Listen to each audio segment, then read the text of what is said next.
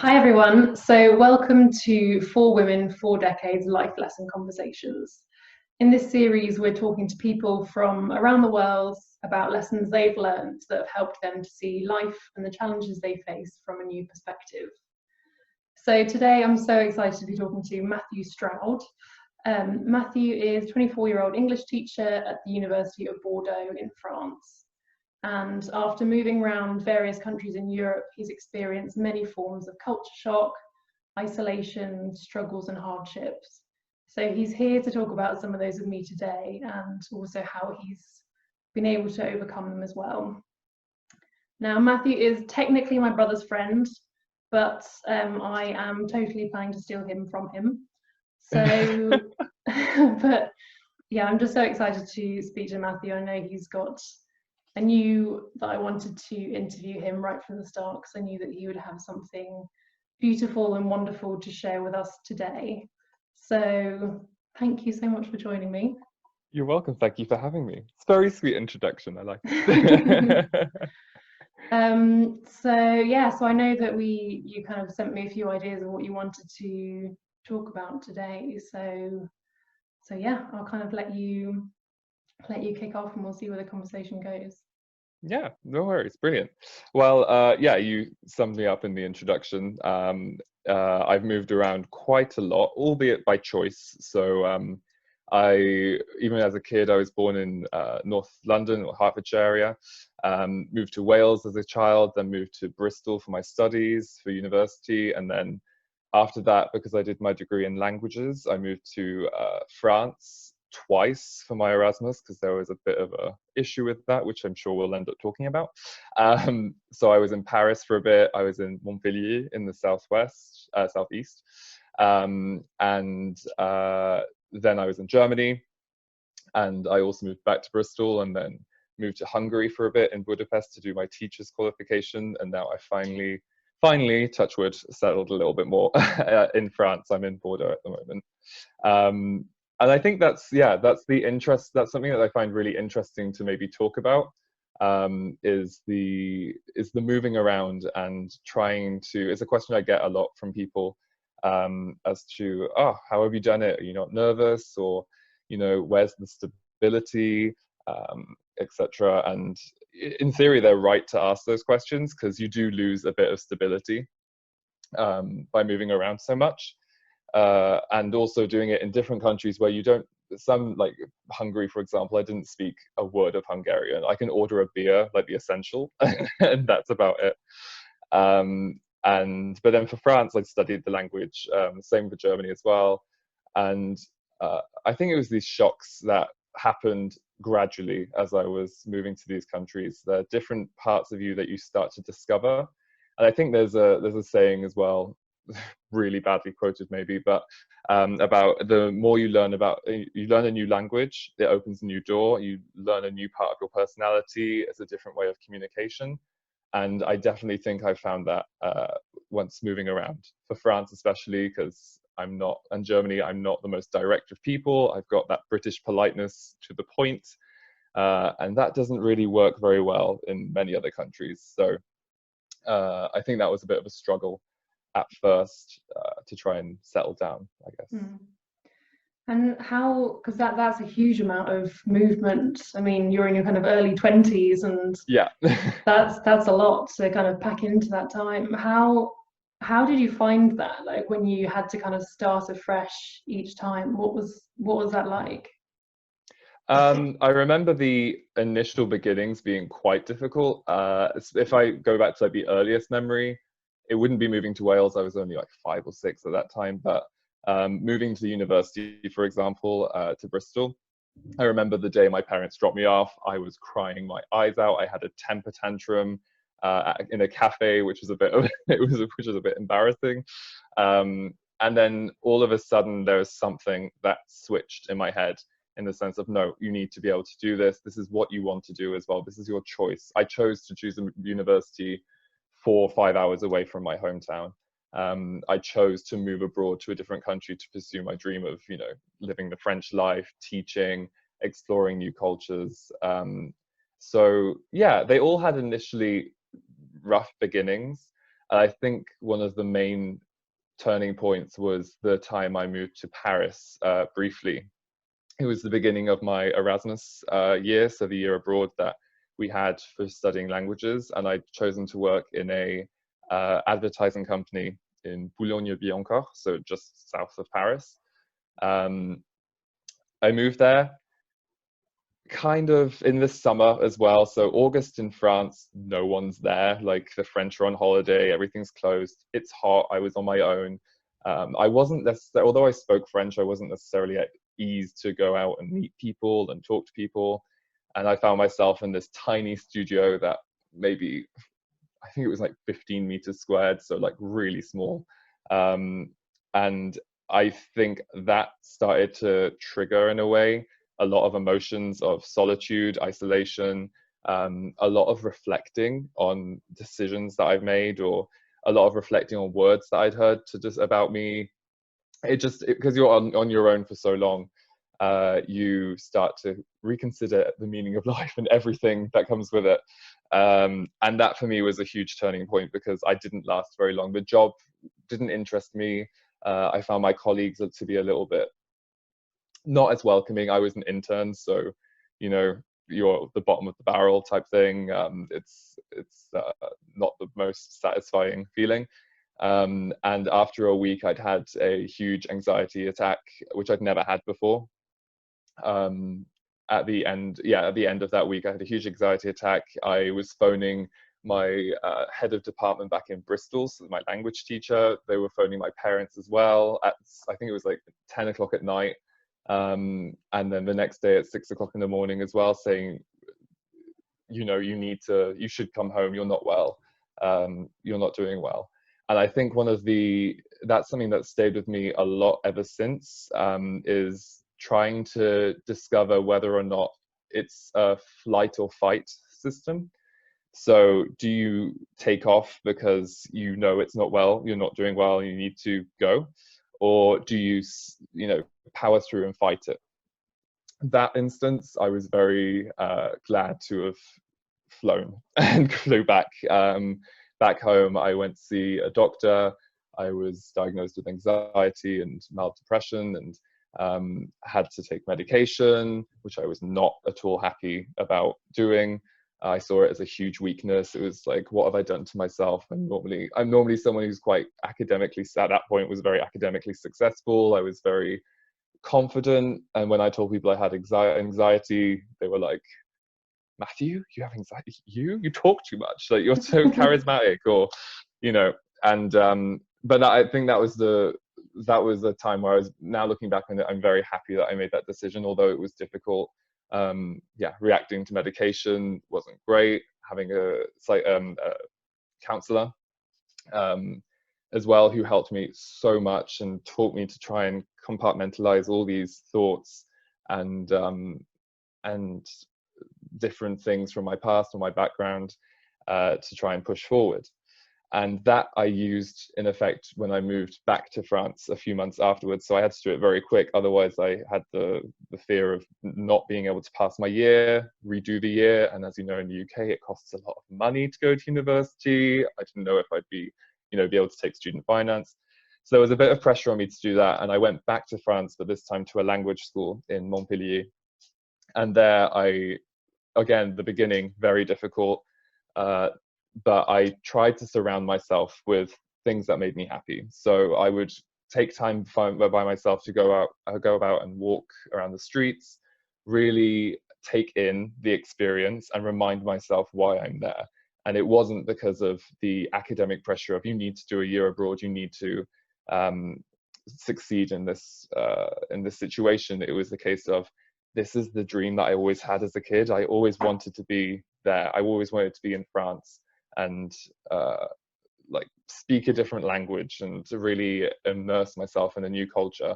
And by doing that, I was able to meet so many cool people. As a lot of Erasmus students will say, it's a wild year. It's almost like your first year at university again. It's a bit out of hand sometimes, but it was fantastic. And that really helped for the other times where I started moving abroad, especially when I came to Bordeaux about a year and a half ago. I just graduated. it was kind of, I had this job ready going for me as a teacher at the university, so that was exciting. However, it was also a stress because a lot of things had changed in that year. I didn't necessarily know if teaching was 100% the thing I wanted to do. I was scared of going to a city which I'd never been to before. I'd been to Bordeaux, I think maybe once when I was 6, so I had no idea where I was going. I'd just broken up with with the boyfriend at the time that had been 3 years, so I was feeling really isolated in that sense. Friends started to drift away because everyone had graduated, and I came here, I found a apartment very quickly, and then I said, you know what, I've got a week before I start my work. I'm going to go back home for 5 days, just to really calm myself down and really find, some peace, because I just graduated a month before. I'd broken up with my ex a week before. My friends were starting to go off in all different directions, and I thought, I need to take time for myself before I launch myself into a new life. And by doing that, I got to have that support at home and come back here completely fresh mind, and I haven't looked back since. This is the best life I've had. And again, it's exactly the same with Montpellier. I made some friends through the Erasmus scheme, so although I was technically their teacher, we were all the same age, and I was able to meet so many cool people. It's where I met your brother Dan, and that has created friendships for a lifetime, especially with Dan and a couple of other girls that I made friends with. And that really started the foundations of my new life here in France, or the continuation of life in France. Yeah. And so before we started this interview, you also mentioned that, I guess, kind of similar to what you've been talking about just now, but that, I guess, feeling of being a bit of an outsider when you start those new stages. And I think that's something that a lot of people will be able to relate to, because I feel like particularly kind of in your teens and then 20s, there are a lot of these kind of life stages that you start. So whether it's kind of going from school to university, and then university to workplace, and then changing jobs, and then new relationships, and all these kind of new starts, I guess. And like you, with changing location as well, kind of added to the mix. I wonder if you can maybe say something about that, and how that felt, and how you kind of coped with that. Yeah, sure. It was, I think there's no handbook or guidebook to really prepare you for it. And I think that's one thing, it's one thing I took for granted. My parents always told me, life's going to throw things at you. Just try and be as prepared as possible, but you're not going to be prepared for everything. And I think that's the pressure that we have, especially our generation, 20s, teens, and even people in their 30s, and even older as well. Like, it's the expectations on you to be that perfect student, to get that perfect grad scheme or that perfect job, to start a family, have kids, be the perfect mum, be the perfect dad, and it's all that pressure. So I felt that pressure originally, especially moving for the first time abroad, for my Erasmus, and also when I moved to Hungary, because it was for a teaching qualification. So I had that pressure of, you need to succeed. You need to also immerse yourself in the culture, learn as much as you can in a short amount of time. And I think the coping mechanism is really trying to take time for yourself within that, and reminding yourself why you chose this decision, or reminding yourself that there's a goal at the end of it. So one thing I did a lot when I moved to France for the second time to Montpellier, I started just reading books, because it was something I hadn't done in years, because university completely ruins your idea of wanting to read a book. And taking time for myself to do that, I started listening to more music, singing a little bit more as well, because I had already had a lot of a music background. Experimenting with things I loved, so I've always played around with like special effects makeup and stuff like that. So just having that time to yourself in your room, it's not, and to also consider it not as an idea of isolation, but as an idea of self-therapy in a way.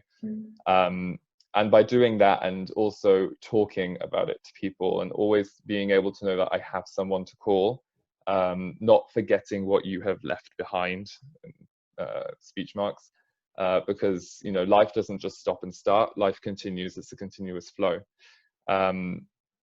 Yeah, I guess it was trying to use that support, and also having conversations kind of like what we're having now, that are more in depth. Like, a lot of my friends will always tell me as well, I'm a very heavy person sometimes. I love talking about emotions, philosophy, and all that stuff. But for me, it's also therapeutic to hear other people's experiences, to hear about, you know, their hardships or their struggles, and also then put yourself in that position and be like, okay, well, this is maybe a new thing I could think about. And I remember specifically talking about this with Dan in Bordeaux. There was one night we were just drinking wine on the quays, and we were talking about mental health, and being able to deal with change. And there was one thing he said to me, which I think he got from your mum. I can't quote this, but he said, which stories do you choose to believe? So you have all of these stories, you know, all of these ideas that come to you, all of these opinions, all of these expectations, but which ones do you choose to believe? And that quote, I wrote it the moment he said it. Granted, it was 11 o'clock and I'd had a bit of wine. I wrote it drunkenly on my phone and have kept it ever since, because it's something that every time I've been faced with a problem, a worry, or uncertainty, I've just told myself, you know, you could let yourself be engulfed by this problem or this concern, but if you can find the time again by yourself to think about it and look at the different avenues, you can choose to believe a different idea of it. And I think it's a really good way of trying to medicate yourself with your own thoughts, because, you know, there's only so much you can do, or a doctor can do, or a therapist can do, in a way to just keep you like feeling like you're on the straight and narrow. But a lot of it is your own work. And when you have that click, and when you have that click and you don't expect it, it's something that is so magical. It makes you feel so much more powerful as well, in the sense of, oh no, I really have got a grasp on my own life. You know, there are always going to be bumps in the road, always, always, always. But it's up to me to try and really channel follow the right path in a way. Yeah, I love that. And like, one of the very similar wording, but one of the things I love to say to people, including Dan, is how much of what you're thinking right now is actually true. Yeah. Because we get so tangled up in those stories that we think are real because they're coming from our own minds. So like, why would they not be true? Yeah. But actually, it's kind of like taking that step back, as you say, and actually just reclaiming power on actually, what is true and what do I actually want to believe. Of course, yeah. Because there's so much more, that gives us so much more freedom than being kind of at the mercy of our circumstances, or whatever that kind of like unhelpful narrative that might be going around in our head that was based on something someone said to us 10 years ago. Yeah. Oh, I get you. Yeah. Yeah, that's it. I think it's also that it's when you have these moments as well to think about it and then choose, like, filter out things that are not true. And I think that's what caused a lot of my when I ended up leaving Paris, and the story I've just said, and having time to really reflect on my life in general. I mean, granted, I was 20 or 19, so 20 years. It does bring about a lot of these things that you hear. So I am gay, so I've always, typical bullying at school that happened. You just hear those words that you just like, am I really this? Do I have to be this as well? And it follows it with expectation. And the worst part is that also comes from within your own community as well. So, what is a gay person? You're like, I don't know, a gay person's a person. Like, in my head, it was like that. But then you'd hear people say, no, you have to be like this, or that's too feminine at that time, or that's too masculine, or,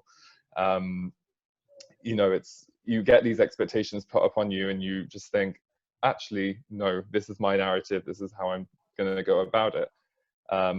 and that really helped when you filter it out, because it does take a lot of self-reflection and thinking back to times where you might have been more vulnerable or more susceptible to words hurting you, and yeah, I think that's what helps when you're trying to channel it in a different way, is by isolating yourself to think about it a little bit more.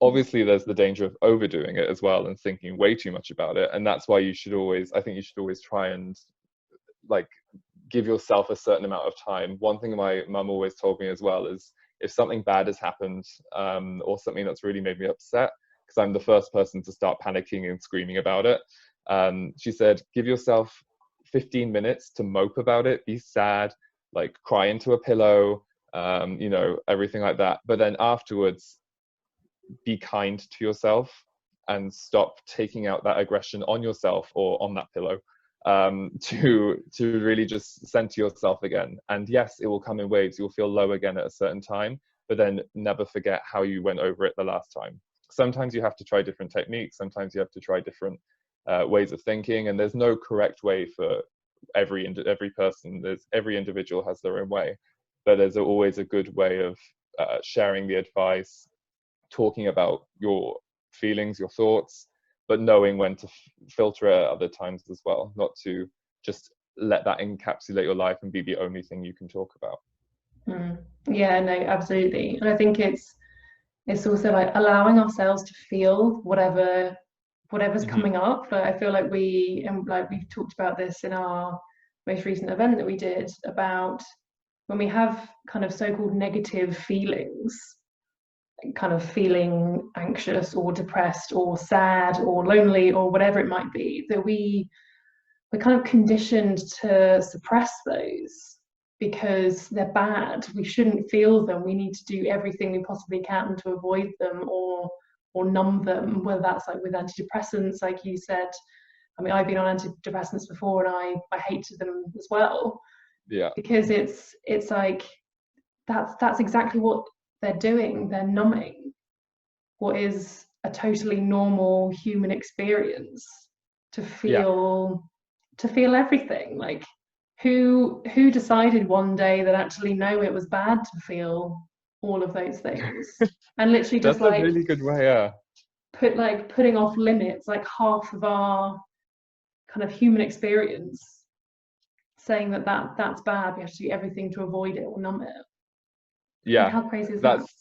It is that. I've never really thought of it in that way, in the sense of, you know, who told you not to be sad? Who told you not to feel low? Like, it's true. You can have these experiences. You can, you know, as hard as they are, you don't want to be like that constantly 100% all the time, but it's only human to go through these waves. And, you know, if you were constantly clinically happy, how would you express all your other emotions? How would you be able to share all your other thoughts and everything like that when you are just in one mindset? You're just in one, you know, on one path of being, no, I must be happy all the time, because that's just not normal. It's not normal is probably the wrong word, but it's not nice either. I think most people, you need to have these waves in your life, and that's how you learn from it as well. Yeah, no, absolutely. I wanted to ask you, so earlier you mentioned that when you come back from France, you were diagnosed with anxiety and depression. I just wondered what your reflections are on, or what your experience was of kind of being labelled.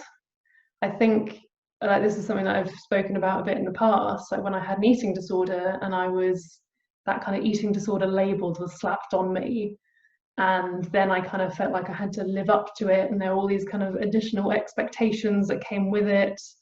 And I think we're given so many different labels in life, whether it's to do with mental health or whatever it might be. It might be kind of, oh, he's the quiet one, or she's the naughty one, or whatever it is.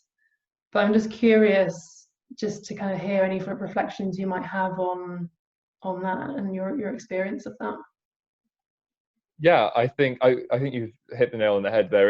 You feel like there is an expectation because there's a label. So you're like, well, you've now got like anxiety tattooed on your head, and you're like, okay, I need to be that person who's going to maybe be more nervous in a social environment, or be, you know, feeling like they have to always be at home. And that, especially before the diagnosis, I was never like that. I was always someone who was always wanting to go and meet people. I love talking to people. I love hearing people's stories. I love socializing. And so I was like, when people, I said to people, you know, oh yeah, I'm on medication for anxiety and mild depression, they were very shocked, because I said it with a, not with a smile, but I said it normally. I didn't, you know, I wasn't there shaking or, you know, feeling like I was different by telling them that. It's a case of, and I think that's, sorry, that's what I think people were more shocked about, and being like, oh, but you don't seem like someone who'd get anxiety, again, because you're so charismatic. And I said, well, yeah, but it's, you know, behind closed doors, you don't know what happens. Or, you know, you can see there's always this image that we give to people. For example, you see someone walking down the street just like me, who's very tall. I smile most of the time, even when I don't want to smile, I just smile. And they expect, oh, he's got a jolly life, he's great, he's loving life and everything, when in reality it's not. It's taking that time to get to know someone. I think when you start talking and opening up about these labels, or these things that you're going through with people that are close. So for example, my mum, she didn't expect me to go, she didn't just expect to go, oh well, you've changed, you're not a shy person, so you can't have anxiety, etc., etc. And it's because she knows me more than anyone else. It's my mum. And so reminding yourself that other people know your truth, even though it's quite hard to show it all the time, is a good way of trying to combat the idea of being labeled as that. And also having the dialogue that you have with your mum, with the book that you've released. I think that is, not to plug your, you know, promo book, Thanks. I'll pay you later. Buy it on Amazon. Like, which, no, well, honestly, an amazing read. I'm reading it at the moment, and it's beautiful, and it's the dialogue that you open up with her as well, and having Rebecca's perspective of everything, as well as your own. And there is this sense that, like, she was able to understand in a sense, but it was a team work to try and be able to combat it together, especially when you're so young as well, going through it. You still have that parent who's responsible for you. You have that feeling of you need to be looked after as well, although when you're a teenager, it's the last thing you want is your parents interfering in something. And I think that's the most important thing, is knowing that you always have someone, even when you feel the lowest of the low, and sometimes you don't even necessarily want to talk to someone about something, then there is just that reminder that no, there is always that person who is willing to be there, whether it be a family member, a friend, a stranger online who's, you know, on a therapy group online, or your actual counselor. Like, someone is always going to be there to talk to you, and they remind you who you are before the label starts to overtake who you are, because that's the last thing you want, is to just be known as, you know, Matthew, the one with anxiety, or, you know, Simon, the one with depression, or whatever. Like, you don't want to be labeled as that. You're still your own individual, and that's something that you need to remind yourself.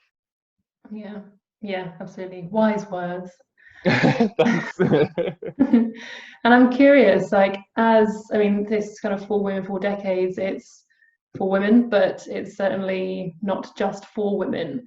And I'm keen to kind of get a kind of a man's perspective or an insight into.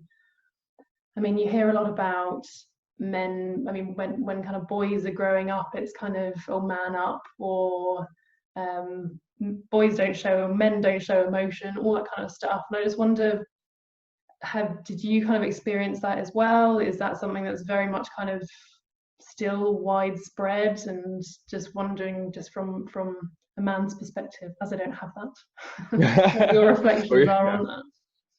Yeah, I think that's something that's quite interesting from my perspective as well, because I've never always felt like the stereotypical man, like masculine, you know, don't show emotion, all the stuff we hear and we're fed when we're a kid, that they have to be the breadwinner, all that horrible stereotyping.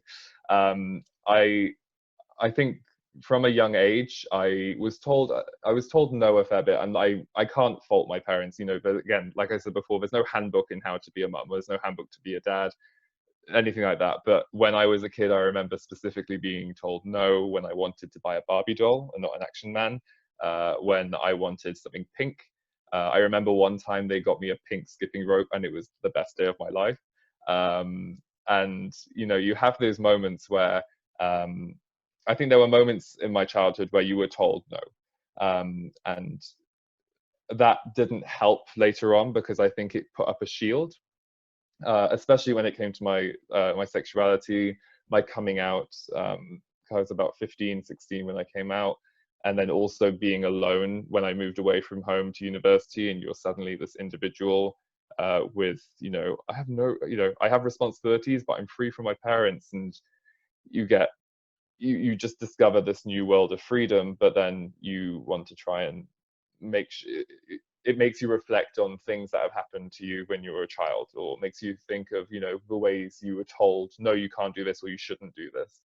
And I think from a man's perspective as well, you still hear this idea of be a man, man up. And I remember specifically PE classes, so sports classes at school, always told I never wanted to play football. It was the last thing in the world. I always wanted to play rounders with the girls, netball instead of basketball.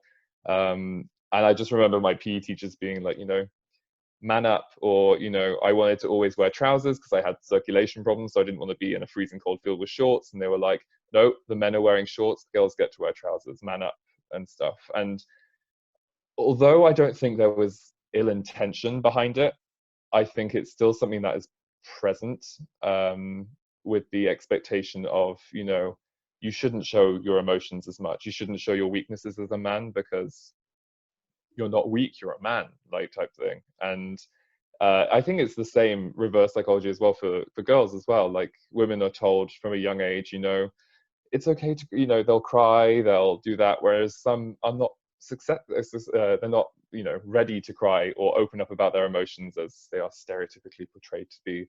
And I think that also brings in a complete question of gender. What is gender? It's just, in a way, gender is just giving you a stereotype and a path to follow that helps mold you into society.